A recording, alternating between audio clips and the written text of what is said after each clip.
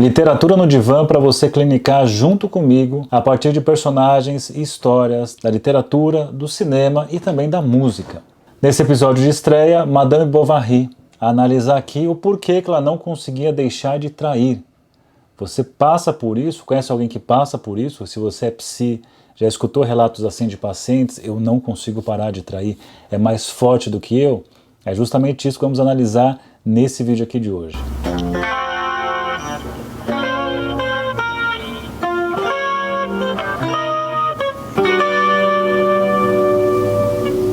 Primeiramente a história. Em Minas Gerais, Emma Bovary, de uma família de camponeses, mora ali com o pai, deseja uma vida maior e mais interessante do que a vida que ela tem. Um dia o pai quebra a perna, o médico vai até lá tratar a perna do pai, ela acaba se interessando por esse médico, que se interessa por ela. Tempos depois ele pede a mão dela em casamento e então ela se casa, acreditando que sairia daquela vida tediosa do campo. Porém, mesmo no dia do casamento, ela já se queixa, assim, não foi exatamente na hora que eu queria à noite, com tochas, e foi de dia. Mas ainda tinha esperanças, né? Casou, vai ser uma vida diferente, passeios, de festas, algo bem diferente da vida tediosa que tinha lá com seu pai. No entanto, a vida com o marido, Charles, se mostra mais tediosa até do que a que ela tinha antes de estar casada. Acontece o episódio em que eles são convidados para um baile, e nesse baile ela se percebe ali sendo desejada, cortejada, olhada. Ela fala para o marido, olha, fica aí, não dance, que você não sabe dançar, não pega bem o médico ficar dançando. E ela se deixa ali dançando com outros homens, olha para o marido fica feliz de vê-la mais contente, e alguma coisa começa a despertar a partir dali. Tempos depois ela conhece Leon, que é um jovem interessado por poesia, que frequenta a casa da família, lê poemas ali na presença do marido, dela e de outras pessoas, e em trechos mais românticos e mais picantes dos poemas. Ele falava em voz mais pausada e direcionada para ela. Acaba sendo ali uma coisa platônica, não acontece nada entre eles, porque ele tem que ir embora depois de um certo tempo. Passado um tempo, uma outra pessoa aparece na cena, o Rodolphe, que é um amante típico, ali, um amante profissional, que ele percebe ali na Emma uma futura amante, uma presa fácil para os seus talentos de sedução. Ele até pensa assim, vai ser fácil conquistá-la, só preciso pensar como é que vou me livrar dela depois. Ele começa suas investidas, ela inicialmente nega, mas depois de um certo tempo, num passeio a cavalo, encorajada inclusive pelo marido, eles passam a ter uma relação, passam a se encontrar sempre, viram amantes e por muitos meses vivem como amantes.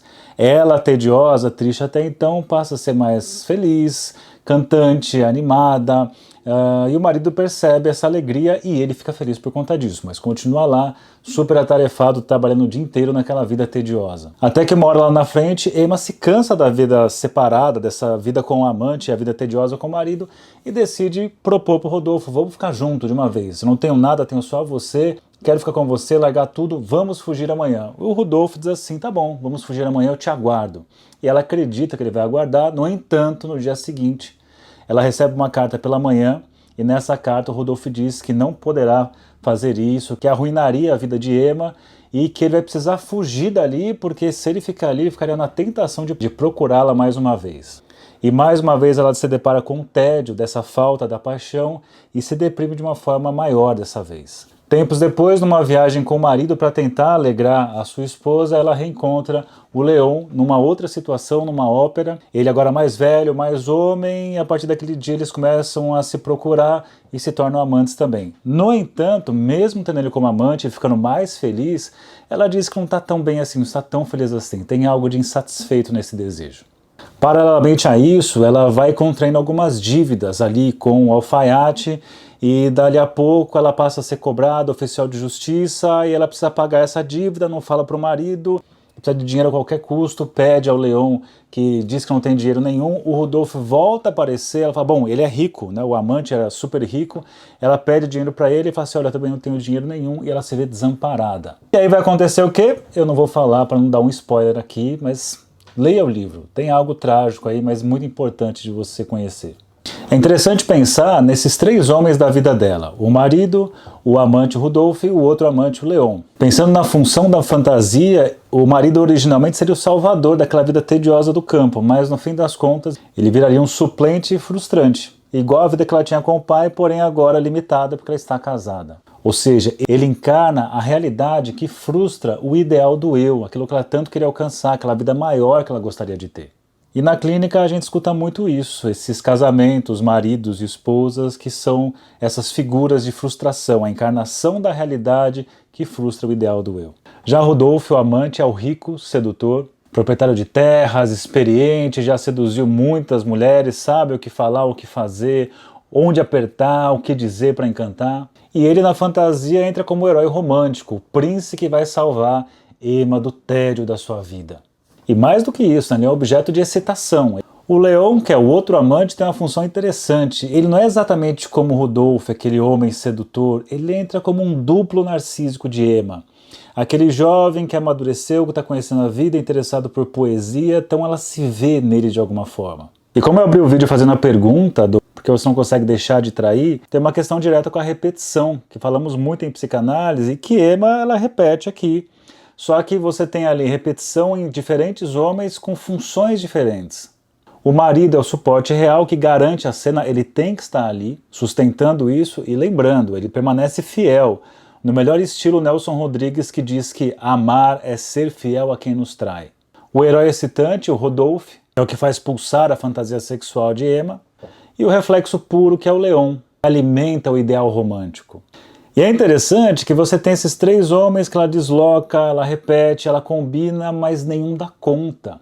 Porque não se trata do outro, trata-se dela, algo que falta nela, não está no outro. Dito isso, eu criei aqui um exercício clínico criativo que é imaginar como seria Emma numa sessão comigo. Coloquei aqui, lá por volta da terceira sessão, ela chega e diz assim: eu casei achando que iria mudar de vida.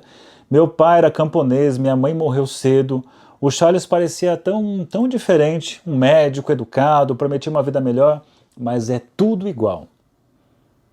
E aí o psi, ou eu, né, diria, tudo igual? Igual a quê? Igual a fazenda, a aldeia, só que agora eu não posso sair. E eu não suporto esse tédio. Às vezes eu olho para ele e sinto raiva. E aí o psi pergunta, mas o que você gostaria que ele fosse? Mostrasse Paris, me levasse de férias. E depois de muitas sessões dela contando o seu tédio, eis que chega uma sessão, lá para a sessão 20, que ela chega e diz: eu conheci alguém. Rodolphe, ele me olha de um jeito, fala de coisas grandes, ele entende o que eu sinto, ou finge muito bem. Às vezes eu acho que é mentira, mas não me importa. Aqui coisas importantes a pensar, né? Porque o que falta no marido é o olhar de desejo por ela. Ele olha com o olhar de que felicidade ter você, minha esposa querida. Já o Rodolfo olha assim, eu te desejo. E o que causa o desejo é justamente o olhar de desejo do outro. O desejo deseja desejos. Já disse Lacan, que tirou de Kojève, que tirou de Hegel. E aí, né? E aí eu vou explorar sobre isso, mas tá, o que ele entende desse, o que esse Rodolfo tanto entende? Que eu sou feita para mais, que eu não nasci para cozinha, para costura, lençol. Ele diz que vai me tirar daqui, ele quer me levar para sempre. Claro, passado muitas sessões dela contando o quanto é diferente estar com o Rodolfo, como é bom estar com ele, estar apaixonada, a vida é bela, a vida é linda. Eis que chega uma sessão lá para, 20 sessões depois, ela chega dizendo: ele foi embora, me deixou uma carta, disse que era melhor assim, que não podia destruir minha vida.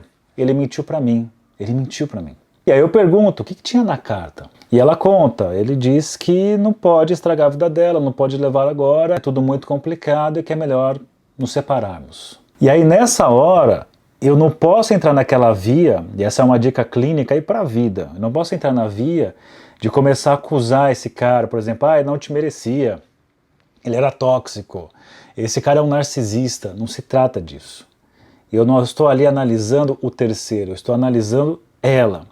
O que está acontecendo nesse momento? Ela está entrando no momento de uma perda que vai entrar no processo de luto. E ela precisa passar por esse luto, até porque é nesse luto que ela vai fazer ali a contagem para entender o que ela perdeu naquilo que ela perdeu, para enxergar a repetição e alguma coisa poder efetivamente mudar na vida dela, para que ela saia desse destino trágico da repetição sem fim.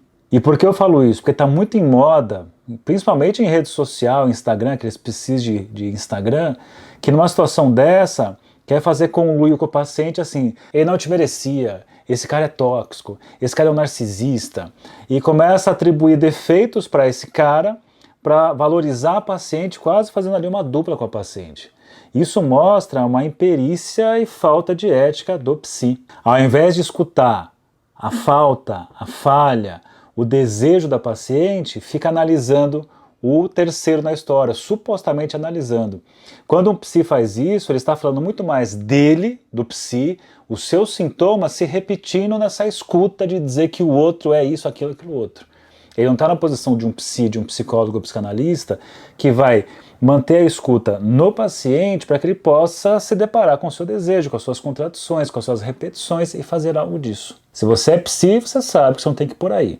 Se você passa com um psi que vai por essa via de fazer duplinha com você para falar mal dos seus ex, muito cuidado, que isso está parecendo mais uma relação de amizade ou de qualquer outra coisa, mas não é nem psicologia, nem psicanálise. E aí depois de um tempo de muita tristeza, passando pelo luto, sofrendo, eis que aparece aí muitas sessões depois, ela mais animada diz assim, você lembra do Leon?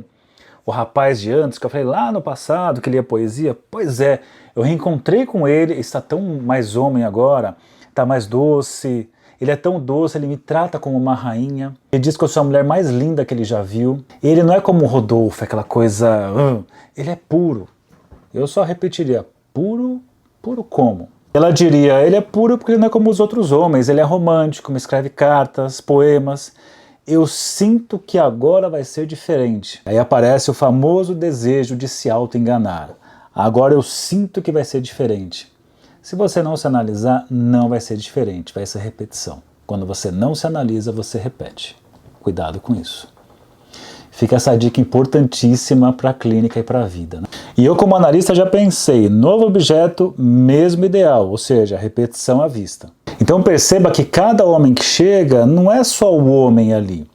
Ele se encaixa dentro de uma peça, de uma lógica de desejo, de circulação de desejo que chamamos de fantasia. Por isso que é tão importante na clínica, a nossa escuta não é só do dado real das coisas, mas sim a lógica da fantasia, como aquele paciente deseja, a forma como deseja.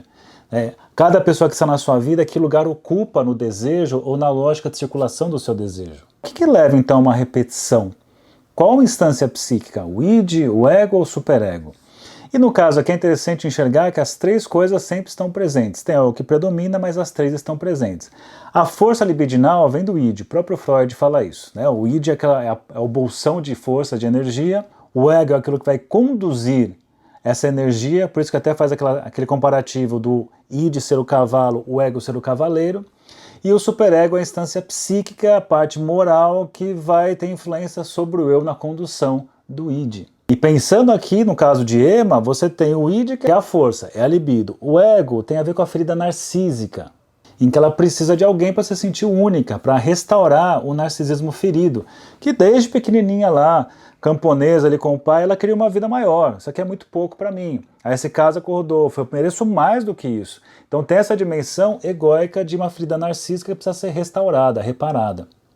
Só que tem a dimensão do superego. E geralmente a gente pensa assim, o superego é aquela parte que proíbe, não faça isso, não faça aquilo, não faça aquilo outro.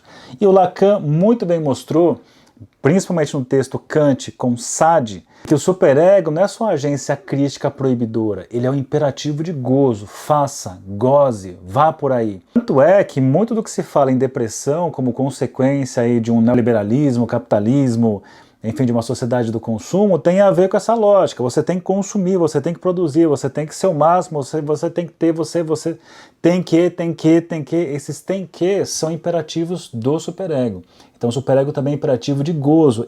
E claramente na Emma está presente. Prove, vai atrás, busque, fique de novo, vai até a casa do fulano, compre mais uma vez, gaste mais aqui, depois você paga isso. Então essa articulação das instâncias, e é importante se questionar também a posição dela na fantasia. Na fantasia, na lógica da fantasia, ela busca ser aquela que é insubstituível. Quer ser aquela mulher única que salvará o homem e esse homem a salvará. E no fim das contas, ela é prisioneira do seu sintoma, essa fantasia romântica. O outro é sempre um lugar de falta e ela precisa ser a exceção. Ela sempre tenta contornar a falta, negar a falta, através do quê? Das repetições românticas. E veja, fantasia não é um problema. Fantasia é o para-choque da realidade, mas a gente pode pensar em dosagens de fantasia. Freud já fala da fantasia nesse sentido de amortecedor da realidade, outros autores também falam disso, e eu quero trazer aqui uma breve explicação de Winnicott, um texto chamado Sonhar, Fantasiar e Viver, em que ele fala sobre a fantasia como uma coisa que não contribui ao viver, mas quando essa fantasia é demasiada. Em certos casos, como Winnicott mostra nesse texto, ele traz uma paciente que tem uma vida cindida e dissociada. Ela vive uma vida real que nada acontece, mas ao mesmo tempo na sua fantasia muitas coisas acontecem. Só que isso que ela vive na fantasia não traz nenhum tipo de contribuição de riqueza para a sua vida real. Então ele fala isso empobrece. Não é uma experiência transicional, né? Transicional com a fantasia e realidade. São coisas separadas, cindidas, e por isso uma personalidade dissociativa nesses momentos. Que é o que acontece com a Emma Bovary, e não por acaso é esse nome que vai dar origem à palavra bovarismo, que tem o seguinte significado, olha que interessante: tendência que certos indivíduos apresentam de fugir da realidade e imaginar para si uma personagem e condições de vida que não possuem, passando a agir como se as possuíssem. Bom, para concluir esse vídeo, duas coisas a ser consideradas. Primeiro, que a personagem é muito maior do que essa análise que eu fiz. Foi só um recorte para pensar como seria ela na clínica, para pensar em certas intervenções e leituras, mas só isso, ela é muito mais do que isso. E uma segunda coisa, eu só efetivamente posso fazer uma análise de um caso quando eu atendo esse caso, na relação transferencial, ou que eu tenha muitas sessões para poder fazer uma análise. Aqui é um exercício lúdico e ao mesmo tempo clínico para ajudar a gente a raciocinar mais clinicamente, colocar em prática tantas teorias e através de personagens famosos da literatura. E claro, se você não conhece Madame Bovary, fica a sugestão de leitura, ou também assistir o filme, você tem várias versões para assistir. Se você gostou desse vídeo, deixa um like, deixa seu comentário, me conta um pouco sobre repetições, sobre fantasia, se já viu algo do tipo, ou até mesmo se já leu Madame Bovary, o que você acha desse livro, porque isso vai ajudar a me orientar para os próximos vídeos nessa série para você clinicar comigo. E claro, deixe também sugestões de personagens que você queira ver aqui no Divã sendo analisados. Obrigado pela companhia no vídeo e até o próximo.